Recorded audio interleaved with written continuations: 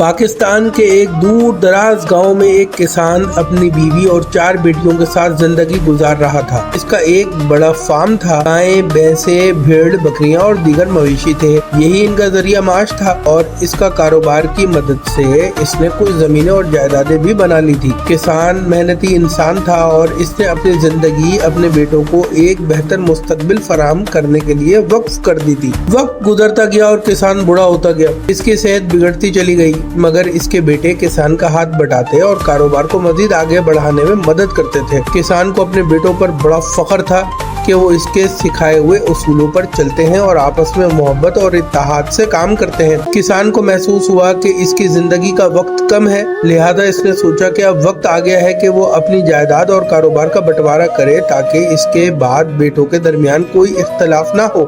لیکن وہ فیصلہ مکمل طور پر کر ہی نہیں پایا تھا کہ اچانک اس کا انتقال ہو گیا۔